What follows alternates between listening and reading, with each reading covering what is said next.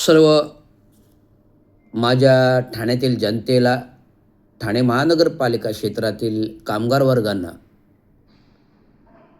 S Raviraj Ravindra Chango Shinde, कामगार नेता union leader दिवंगत कामगार नेते चांगो शिंदे यांचे सुपुत्र असून दिवंगत कामगार नेते चांगो शिंदे यांचं 1960 पासून कामगार नेतृत्वामध्ये, कामगार चळवळीमध्ये मोठा हातभार आहे.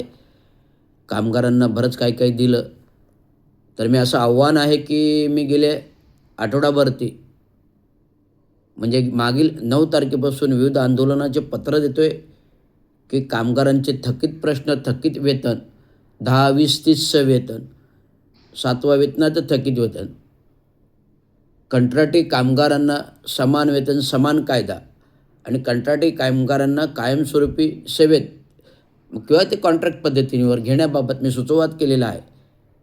घनकचरा पद्धत ठेकेदारी कायमस्वरूपी बंद करून जो घनकचरा ठेकेदारीवर दरवर्षी 100 करोड रुपये खर्च होतो, घंटागाडीवरती खर्च होतो, तो हा खर्चाची बचत करण्यासाठी घनकचरा पद्धती, ठेकेदारी पद्धत, घनकचरामधील ठेकेदारी पद्धत कायमस्वरूपी बंद झाली पाहिजे. आणि या ठेकेदारी पद्धतीवर काम करणारे कॉन्ट्रॅक्ट कर्मचारी यांना नियमित वेतन दिले जात नाही आहे. या नियमित वेतन मिळण्यासाठी या नियमित वेतनाची शासन नियमावलीच्या GR, आरोग्य खात्याचा GR याच्यामध्ये काय म्हटलेले आहे. मागच्या विधानसभेत प्रश्न झाला, एका महिला आमदारांनी विचारला की ठेकेदार जे कॉन्ट्रॅक्ट कामगारांना वेतन देतात त्याचं मिनिमम वेतन आहे 28,000 आणि 28,000पैकी ते 10,000 रुपये कॉन्ट्रॅक्टर आपल्या कंपनीच्या खात्यात वळती करतात आणि 18,000 रुपये वेतन कंत्राटी कामगारांना देतात. आणि 18,000 वेतन म्हणून त्याचं 3,000 रुपये त्यांना फंड, प्रॉव्हिडंट फंडामध्ये जमा केला जातो आणि त्या प्रॉव्हिडंट फंडातले 15,000 रुपयामध्ये त्यांना घरगृहस्थी चालवायची असते. ही या नवीन युगामध्ये ते अशक्यप्राय गोष्ट आहे. असे असताना कंत्राटी कर्मचारी जो ठेकेदारी पद्धतीवर काम करतो त्यांना सेवेमध्ये कॉन्ट्रॅक्ट पद्धतीवर घ्यावं आणि जो घनकचऱ्यावर 100 कोटी रुपये खर्च होतो तो यांना वेतनरूपी द्यावं. कारण ठेकेदार त्यांना वेतनच देत नाही, बिलं घेतो, पसार होतो, हेराखारी होते, त्यांना मोर्चे घेऊन गेटवर उपोषण करावे लागतं, आंदोलनं करावे लागतात. तर हा कुठेतरी कामगारांच्या धोरणाचा अपमान आहे, कामगार कायद्याचा अपमान आहे. देशाचे पंतप्रधान नरेंद्र मोदी यांनी ह्या आठवड्यात 4 नवीन कायदे आणले. कामगारांना नोकरी, कामगारांना आदेश, कामगारांना इच्छित वेतन, कामगारांना नोकरी, कामगारांना प्रथम आदेश, कामगारांना इच्छित वेतन, कामगारांना सुद्धा सुरक्षा गोष्टी, कामगारांना विमा, अशा प्रकारचे सगळ्या कायदे आणले. आणि या कायद्यांचा जर राज्यातील सरकार योग्य उपयोग करत नसेल आणि नगरपालिका, महानगरपालिका त्या आहेत, जर त्यांचा वापर करून कर्मचाऱ्यांना योग्य गोष्टी देत नसेल तर एस रविराज रवींद्र चांगो शिंदे कामगारांसाठी मरायलाही तयार आहे, कामगारांसाठी कोणत्याही प्रकारचं आंदोलन करायला तयार आहे. वेळ आली तर महानगरपालिकेला टाळा लावायचाही प्रयत्न. आज महानगरपालिकेची अवस्था दुर्धर आहे, 1 रुपया नाही आहे. आणि 1 रुपया नसताना कामगारांचे 5 वर्ष थकीत 7व्या वेतनाचा फरक आहे. 2 हप्ते कधीतरी दिले, 180 कोटी म्हणजे 360 कोटी रुपये दिले. अजून 3 हप्ते म्हणजे 540 कोटी रुपये देणं बाकी आहे. आणि 10, 20, 30चा जो फरक आहे, गेले 15 वर्ष त्याचे ठराव होऊन सुद्धा अंमलबजावणी होत नाही. प्रशासन म्हणते कर्मचारी तुटवडा आहे. तर कर्मचारी तुटवडा आहे तर तुम्ही भरती करा. गेल्या ऑगस्टमध्ये 1,773 पदांची भरती मी करायला लावली. टाटा कन्सल्टन्सी मार्फत ही भरती अर्ज ऑनलाईन पद्धतीने घेतली गेली. इंटरव्ह्यू होणार नाही पण ऑनलाईन, पण त्याचं कधीच कुठे होणार, कधी भरती होणार आहे कुठे काय तुम्ही फक्त कागदावरती टाटा कन्सल्टन्सीमध्ये दाखवायला भरती घेतली का? नाही ना. आणि पंतप्रधान योजना, लाडकी बहीण योजनेअंतर्गत जे जो युवा पिढीतल्या सुशिक्षित युवा पिढी, पंतप्रधान योजना, लाडकी बहीण योजनेअंतर्गत जी तरुण युवा पिढी शिक्षित तुम्ही ट्रेनिंगसाठी घेतलं, ट्रेनिंग दिली 6-6 महिने, काम करून घेतलं आणि आज त्यांची सेवा संपली, त्यांना युवांना नोकरी कोण देणार? ते काय वाऱ्यावरती फिरणार का? तर त्यांना सेवेत घ्या. कोविड कालावधीमध्ये कंत्राटी कामगार म्हणून काम केलेल्यांचे समान वेतन समान कायद्याअंतर्गत कायदे द्यावे. जे आम्ही गेल्या वर्षभरात 5 मागण्या केल्या होत्या. कंत्राटी कामगारांना कायमस्वरूपी, कंत्राटी कामगारांना योग्य तो वेतन, कंत्राटी कामगारांना विमा, कंत्राटी कामगारांना सुरक्षा व्यवस्था आणि सर्व सेवा नियमित कर्मचाऱ्यांना सुरक्षा गोष्टी देणं गरजेचं आहे. आज ठाणे महानगरपालिकेची अवस्था दुर्धर जर कोणी केली असेल तर ठाण्याचे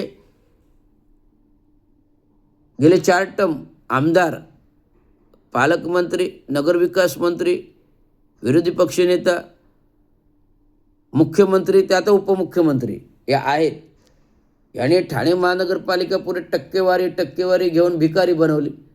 जी नगरपालिका महानगरपालिका 1960 पासून ग्रामपंचायत, नगरपरिषद ते नगरपालिकापासून महानगरपालिका बसवताना देवगत काम म्हणून चांगो शिंदे यांनी रक्त सांडवलं, आपला त्याग केला आणि या त्यागांती त्यांनी जे काही होते कामगारांना द्यायचं आर्थिक सक्षमीकरण केलं. कामगारांना municipal credit cooperative society bank दिली. कामगार घडविता त्यांनी आंबेडकरी समाज घडविला. कामगार घडविता कामगारांना त्यांनी गावखेड्यातून आणून लावले. त्या काही महानगरपालिका कोणी विचारत नव्हतं. नगरपालिका 1960च्या दशकात नगरपरिषद, नगरपालिका, ग्रामीण कोणाला विचारत नव्हतं. कोणी नोकरीला पण येत नव्हतं. परंतु चांगो शिंदेने गावखेड्यातून संपूर्ण कामगार वर्ग आणला, नगरपालिकेत घुसवला. आज तो महानगरपालिकेमध्ये आज वर्तमान स्थितीमध्ये वारसा हक्काने आज कायद्याने करून दिला. संजयजी केळकर आमदार हे कामगार मित्र आहेत आणि कामगार संघटनेचे प्रश्न विधानसभेत मांडतात, आता सुद्धा मांडलेले आहेत. तर समान वेतन समान कायदा, कामगारांना विमा, कोरोना कालावधीत कर्मचाऱ्यांना सेवेमध्ये कायमस्वरूपी नोकरी, अशा प्रकारचे प्रश्न आहेत. आणि ठाणे शहरातील विविध प्रश्न, नियमबाह्य प्रभारी चार्जेसचा आहे, अतिक्रमणे अनधिकृत बांधकामाचा आहे आणि पैसे नसतानाही बहुउद्देशीय विकास प्रकल्प होते ते तात्काळ बंद करणं आहे. आणि दिवंगत कामगारांचे चांगो शिंदेंचं रस्त्याचं नामकरण दिलं गेलेलं नाही आहे. जो ठराव आहे, ज्या ठरावामध्ये नमूद केलेलं आहे की ज्या गोल्डन गँगने ठराव केला त्या ठरावात नमूद आहे की फेर प्रस्ताव सादर करावा. पण हा फेर प्रस्ताव सादर करावा असा ठराव झालेला आहे. परंतु हा प्रस्ताव 10 वर्ष झालं तरी केला नाही फेर सादर. 2014मध्ये असीम गुप्ताने हा प्रस्ताव मंजूर केला क्रिकरस्ता नामकरणाचा आणि त्याचा ठराव महासभेमध्ये मला वाटतं 10 जानेवारी का डिसेंबरमध्ये 2015च्या का 2014च्या महासभेमध्ये आला. आणि तो गोल्डन गँगने तो ठराव नरेश मस्के जे आहेत, अनुमोदक नजीब मुल्ला जे आहेत आणि महापौर संजय मोरेजी होते. तर अशा प्रकारचा जो ठराव होता तो ठराव केला की फेर सादर करावा. परंतु महानगरपालिकेने तो फेर सादर केला नाही. ज्या सहाय्यक आयुक्त होते महेश आयर नावाचे ग्रस्त, त्यांना कोविडमध्ये प्रभारी उपायुक्त पद दिलं, ते त्यांना मी काढायला लावलं. म्हणजे रागाअंतर्गत त्यांनी तो प्रस्ताव काही केला नाही, 10 वर्ष रखडवला. आणि आत्ता 10 एप्रिलला मी सातत्याने आयुक्तांकडे गेले 2 वर्षभर मागणी करतो आहे. 10 एप्रिलला मिटिंग झाली सायंकाळी, आयुक्त बोलले मी ठराव देतो. परंतु प्रशासनाचे अधिकारी हाताखालच्या आयुक्तांचे कोणी काम करत नाही, खोटं नाटक सांगतात. अरे तो ठराव प्रकरण रद्द झालं, अमुक झालं तमुक झालं, लोकल बॉडी लागलं, ठराव रद्द झाला, एवढं खोटं राजेश सोनवणेने सहाय्यक आयुक्तांनी बोलावं. त्यांच्यावर शिस्तभंगाची कारवाई मी करायला अग्रेषित करणार आहे. कारण अशा प्रकारचं खोटं बोलणं, प्रशासनाने एक माजी कार्यकारी अभियंत्याची दिशाभूल करणं, जो कार्यकारी अभियंता पदाने उच्च आहे, सहाय्यक आयुक्तापेक्षा ग्रेड त्याची उच्च आहे, आणि त्यांच्याशी खोटं बोलणं आणि खोटं सांगणं. आणि देवेंद्र कामगार चांगो शिंदे हे महान आहेत, त्यांचं महानगरपालिकेसाठी योगदान आहे. आणि या योगदानातल्या माणसाचा ठराव 10 वर्ष रखडवणं आणि खोटं बोलून त्याचं ठरावच न करणं हे कुठेतरी संयुक्तिक होत नाही. त्यामुळे शासन नियमावलीचा भंग त्यांनी केलेला आहे. हा तर आहे. आणि अजून एक आहे की मुख्यतः आज मला कालच माझे सिक्युरिटींनी माझ्याकडे एक तक्रार घेऊन आलेल्या आहे. साहेब असं झालेलं आहे, आयुक्तांच्या मान्यतेने ठाणे महानगरपालिकेचे जे सुरक्षा रक्षक आहेत यांना दादोजी कोंडे स्टेडियममधले जे जिम आहे त्यांना मुफ्त वापरायला, वर्कआउट करायला विनामूल्य देण्याबाबत आदेश झालेले आहेत उपायुक्त मुख्यालयाच्या स्वाक्षरीने. परंतु हे आदेश दादोजी कोंडे स्टेडियमच्या व्यवस्थापक मिनल पालंडे याने धुडकावल्या. आता सांगा बरं, एक मिनल पालंडे ही एक सर्वसाधारण क्लर्क आहे, तिची दर्जा उपखाते ते खाते प्रमुखपर्यंत आहे, परंतु त्यांना नियमबाह्य प्रभारी पद उपायुक्त दिलं गेलं. उपायुक्त नाही तर त्यांना शिफारस महानगरपालिकेने शिफारस केली SRA, महाराष्ट्र शासनाकडे SRA पद द्या, आणि तिकडनं आदेश तेव्हा मुख्यमंत्री एकनाथराव शिंदे होते, वशिलाने आणले. अशोक वैती पाठपुरावा करत होते, कारण अशोक वैतीचे काहीतरी धागेदोरे असले, मी जाहीर बोलतो. तर कोणाचे वरदान कोणासाठी आणि कोण काम करतं कोणासाठी? या बाईसाठी एवढे नांगीत टाकणारे हे लोकनेते कोण, हे नगरसेवक कोण, आणि या बाईपासून याला काय फायदा आहे हे त्यांनी जाहीर जगजाहीर करावा. मी स्पष्ट बोलतो, खोटं काही बोलत नाही. तर ह्या मिनल पालंडेने हे आयुक्तांचे आदेश धुडकावले. आता बघा, कायद्याच्या कचाटी नियमामध्ये बाई अडकल्या ना.